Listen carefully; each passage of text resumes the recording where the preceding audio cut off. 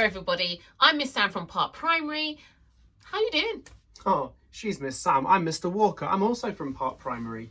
I'm sorry if there's some weird atmosphere, but we've just been having a pretty bad argument. I wouldn't call it an argument. It was certainly a disagreement. How about it was a discussion? Well, whatever it was, we were talking about Goldilocks and the Three Bears. I was suggesting, very forcefully, got to say it, very forcefully, that I believe it's about crime and punishment. That's my interpretation. Goldilocks is a home invader and she learnt her lesson, and it's right that she did. That's the lesson. I mean, look, it's ridiculous. I'm sorry, but it's ridiculous. It's obviously ridiculous. The theme is actually about compromise and it's about patience. Shall I tell you why? Yes, I shall. Yeah, do. Because Goldilocks finds the bed, okay? She finds it too hard. So she then goes to another one and that's too soft. But because she keeps on trying them, eventually she finds the one that's just right for her. It is a good message for life. I disagree. I really do think it's about crime and punishment. This is a challenge. This is difficult for us because I'm pretty sure that I'm right. And I'm absolutely certain, I'm not pretty sure, I'm absolutely certain that I am right. This is one of the problems that we sometimes have as a reader. We are two different readers of the book here, and we've got very different interpretations. Yeah. In our Year 6 lesson today, which is this that you're watching, we're looking at this very same problem, aren't we? Yes, How do we challenge other people's inferences? And how do we decide which ones are stronger than others? It's a challenge. Different people, different interpretations, same text. What a dilemma. Yeah. And in our session, we will look at how we can back up our inferences with evidence. Because that is going to make all the difference, really. That is how we are able to challenge other people's inferences. So, we are going to explore a few different stories from Aesop's Fables. Oh, I love those. Oh, good. Just as well. Okay, and we're going to consider different interpretations. We will then try and back up those interpretations with evidence.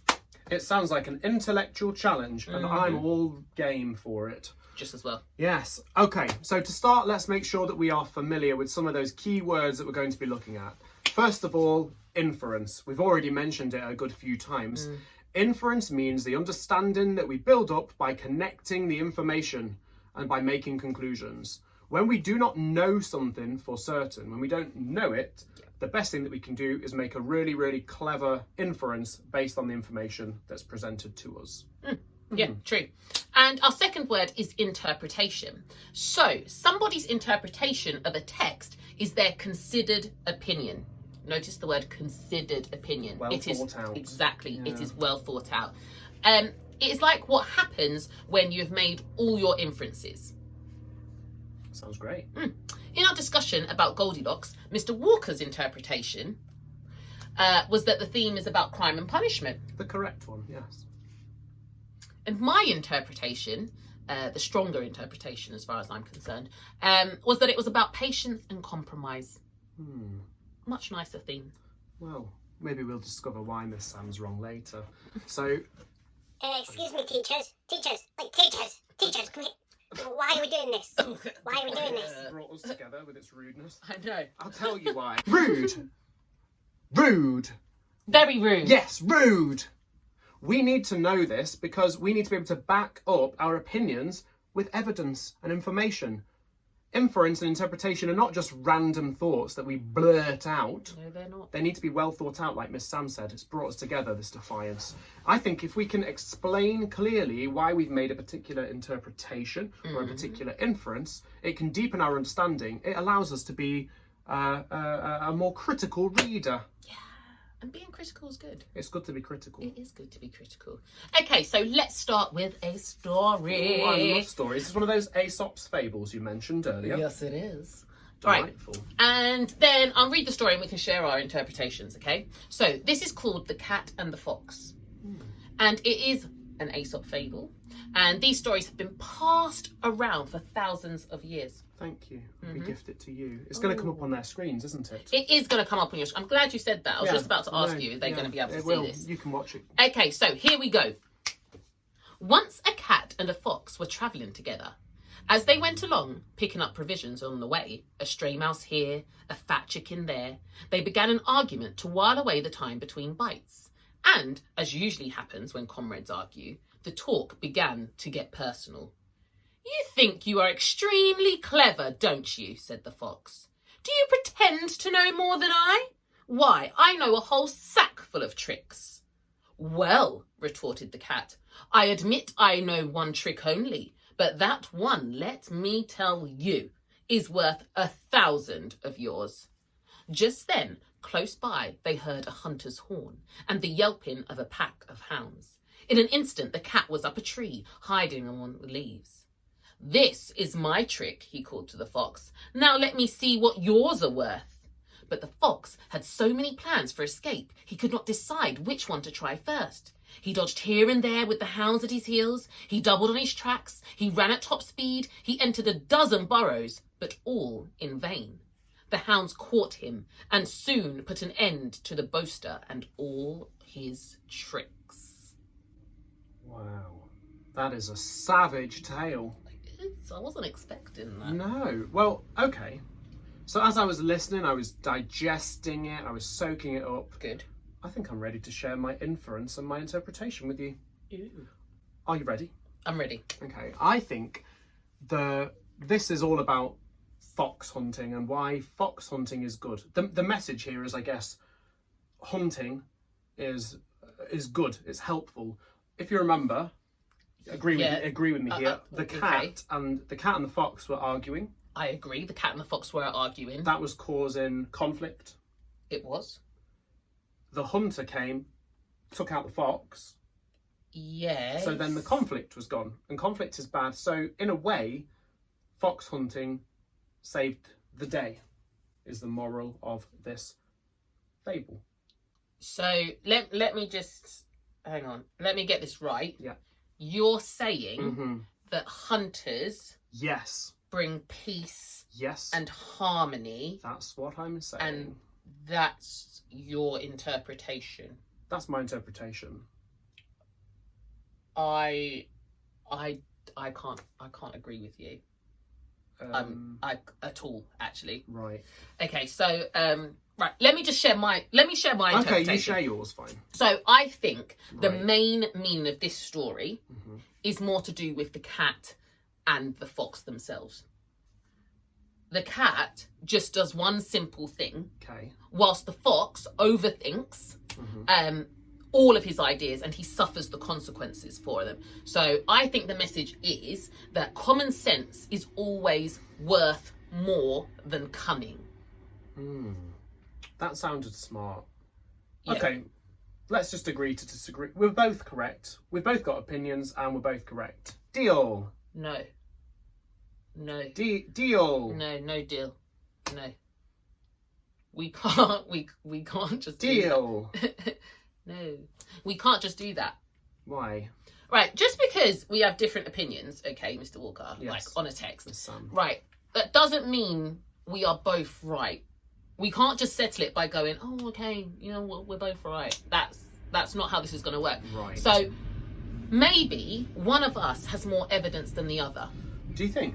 Yeah, I do actually. Okay, I think it's me. But that is how we're going to solve this. So this is what we mean about challenging other people's inferences. We're going to challenge it. Are you going to challenge mine? I think I've already started. Okay. That's what I think. Right. I think I've already started, don't you? So we are going to challenge each other's inferences. Okay, go on then. But we're going to use evidence to do that. All right. Cool. So, Mr. Walker, I want to challenge, surprise, surprise, I want to challenge your interpretation. I will allow it. Okay. So, the hunters are a very minor character in this fable. Yeah, so even the title makes that clear. Okay. So it is called The Cat and the Fox. True. It's not called The Cat, the Fox, and the Hunters. It's not called that. They're not involved in the title at all. You do make a good point. I do. Yes, thank you. Also, you should think more of the idea of hunters spreading peace and harmony. Because it's quite a good thought. Really. I mean, it's a thought. Okay, and you're entitled to have that thought, but there's not really any evidence for that in the text. Okay, but what makes you think that your idea is any better than mine? Well, I know that fables usually have a moral message. Yeah, like hunting is good. Okay. It is good to hunt.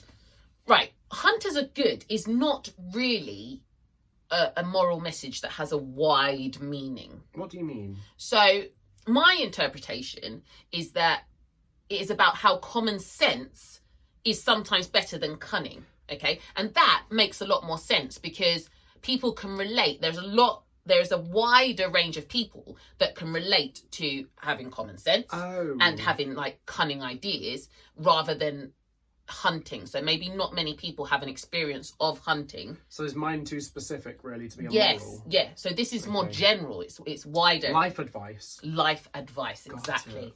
So the smart and quick thinking cat didn't do anything remarkable, did it? No, not really. No, I mean it just jumped up a tree.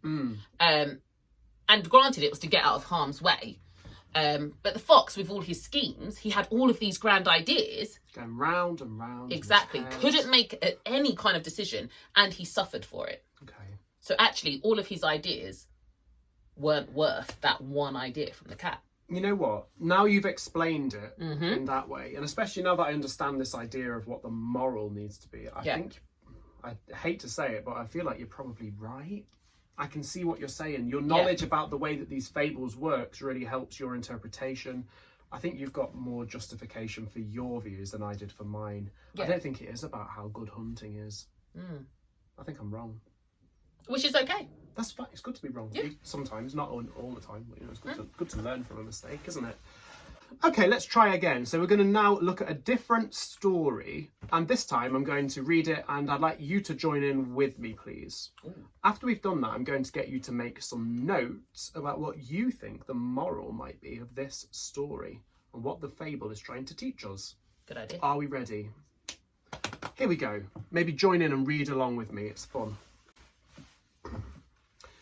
There once was a wolf who got very little to eat because the dogs of the village were so wide awake and watchful. He was really nothing but skin and bones, and it made him very downhearted to think of it. One night, this wolf happened to get chatting with a fine, fat, and very happy house dog who had wandered a little too far from home. The wolf would gladly have eaten him then and there, but the house dog looked strong enough to leave his marks should he try it. So, the wolf spoke very humbly to the dog, complimenting him on his fine appearance. "Well, you can be as well fed as I am if you want to," replied the dog. "Get out of the woods. There you live miserably. Why, you have to fight hard for every bite you get. Follow my example and you will get along beautifully." What do I have to do?" asked the wolf. "Not much," answered the house dog. "Chase some sticks around, bark at the letterbox, and act lovingly to the people of the house. In return, you'll get tasty treats of every kind. Chicken bones, choice bits of meat, sugar, cake, and much more beside, not to speak of kind words and caresses." The wolf had such a beautiful vision of his coming happiness that he almost wept. But just then, he noticed that the hair on the dog's neck was worn and the skin was chafed.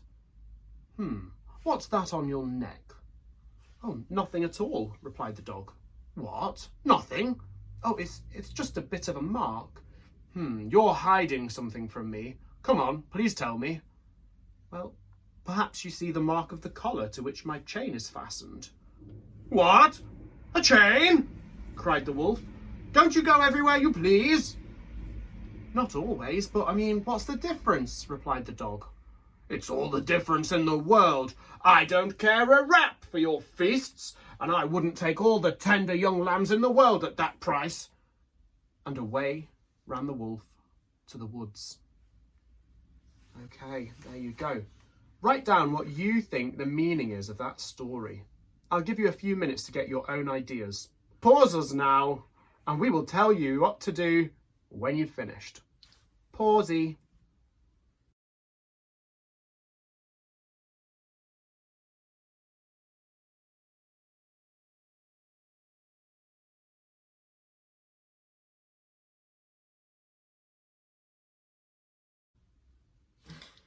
Okay, everyone. You should have your interpretation. Now we are going to set a challenge for you. So I'm going to tell you 3 different interpretations of the message of the story. Maybe one of them is similar to your interpretation. I want you to try and find evidence in the story that supports each interpretation. Whichever one has the most evidence is probably the strongest interpretation. Hey, Miss Sam, do you want to tell them what those 3 interpretations are? Okay. Interpretation number... Having food to eat is the most important thing in the world. Number 2. Wolves are stupid and not to be trusted. 3. Freedom is the most important thing in the world. For each one, I want you to find evidence that supports that idea. Oh, for each one. So not just, you don't just choose one of them and do it about that. You're doing it about all 3, finding evidence. Yes, about all 3, even if you don't necessarily agree with that interpretation. Ooh. It's still useful to find evidence, because just because you don't agree with an interpretation doesn't mean that it's not the strongest one. Kind of develops the flexibility of our thinking, doesn't it? So that we can see from multiple perspectives. Okay, let me start you off then. I know sometimes we like to have a bit of help with the first one. Yes, definitely. So just so that you know what we're talking about, let's look at the first example of having food to eat being the most important thing. Let me give you one piece of evidence that might support that. Ooh. Some evidence could be that the wolf and the dog are talking loads and loads and loads about food pretty much throughout the whole story. So to me, that makes it feel as though perhaps the theme is that food is really, really important. That's one interpretation that is helpful, a nice bit of evidence. Yeah. Now, we want you to keep going. I've given you one. We want you to keep going. Think about all of the characters. Think about what happens in that story. We're going to flash the story back up for you. What evidence is there that each one of those 3 interpretations might be correct? Cool.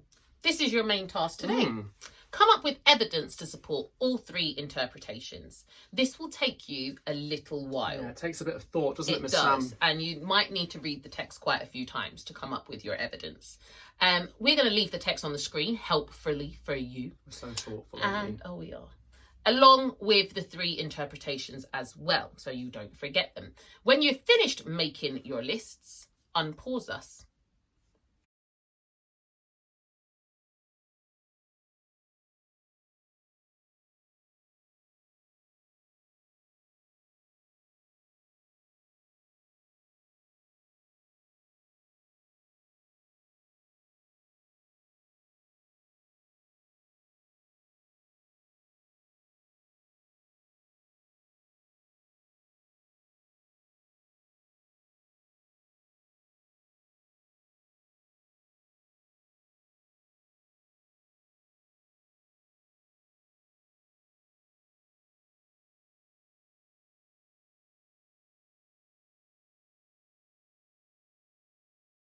Oof! Oh, we're back. Hello. Whoa! There's something in my eyebrow from being unpaused. I got hit in the eyebrow from being unpaused. What? I don't understand. Right. Madness. Wasn't it? Right. Let's think then. Let's think. There was some evidence about that first one, wasn't there? Definitely. I gave one example. So I said for the first interpretation, some evidence was that the wolf and the dog were talking about food lots and lots. So that's one piece of evidence. Another one was at the beginning, you know, the wolf was starving and it was very, very thin. Yeah. Whereas the dog was very well fed and it was very happy. That feels like evidence that maybe the message is that it's better to be well fed because then you can be happy like the dog. That's true. It's a good bit of evidence.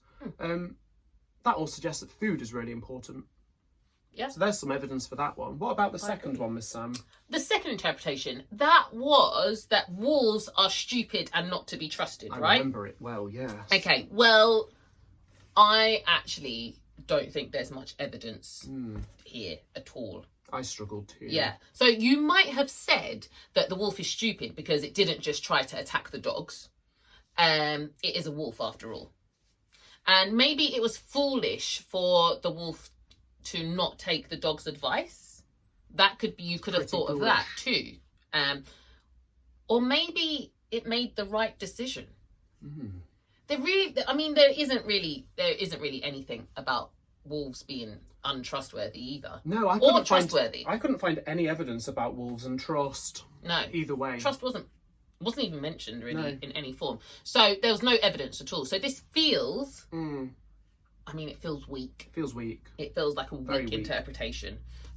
There's hardly anything to back it up at all. Puny. I think it's safe to say that we can just kind of push that one aside. Yeah, I agree. I think there's no chance that that's the best interpretation. So maybe should we look at the third one? Let's do it. So the third interpretation then would be that the moral is that freedom is the most important thing in the world. What evidence do we have for that?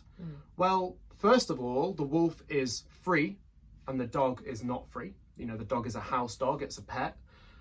The free wolf makes its own choices and the house dog doesn't get to. Now, a huge piece of evidence is that as soon as that wolf realised that the dog had those marks around its neck and that it wasn't free, the wolf just ran into the woods. And that was kind of the end of the story, wasn't it? Yeah. As soon as it realised that freedom was off the cards, it was not interested. So for the wolf, even though he's hungry, he would rather be hungry and free than well-fed and not free. So it suggests it's a really important part of it. Okay, Mr. Walker. So it sounds to me that information at the end is absolutely essential for us to make for our interpretation I here. think so too. So the right interpretation here, the best one, I think, is the third interpretation. I agree with you, you know. Yeah, there just seems to be more evidence there. So the moral of this story is that there is nothing worth as much as liberty. There's nothing worth as much as your freedom. Very good. I feel like it's a really important skill to learn this, isn't it? Yeah. And also, even though it's taken a bit of time, it's good to be able to think from those different perspectives. Yeah. Yeah. It's nice to think about it with evidence. So not just putting down Here's my opinion. Yeah, and just being like, that's it. We do need to look at everyone's kind of interpretation and see if we can find the best one. Really good. I've enjoyed this today. I think it's been very useful. Very useful. So well done, everyone. Being able to do this, being able to evaluate different arguments and challenge each other's inferences is what makes you a really brilliant reader. It allows you to take part in a community where we discuss books, and that allows our knowledge to get even deeper. Yeah, it means our brains are switched on. Definitely. And we're able to make wise interpretations. Yes, exactly. So we've really enjoyed teaching you today. We hope that you'll remember this lesson next time you're reading a kind of complex story where there might be multiple interpretations. Take the time to balance those views. Think maybe it means this, maybe it means this, maybe it means this. Asking maybe is part of what makes you a good reader. We live in the world of maybes, don't we, you and I? Yes, we do. Okay, so there's nothing left to do but to say bye, really. So, bye everyone. I've been Miss Sam. She's been Miss Sam. He's been Mr. Walker. I've been Mr. Walker. Let's just go and read Shall some we go? poems. I'm going to read Alpha Beta Chowder. Ooh, and I'm going to read from an anthology of poems entitled With Poetry I Can Be Dangerous. Ooh, we all can, can't we? Oh, yes, we can. Goodbye, everyone. Adios.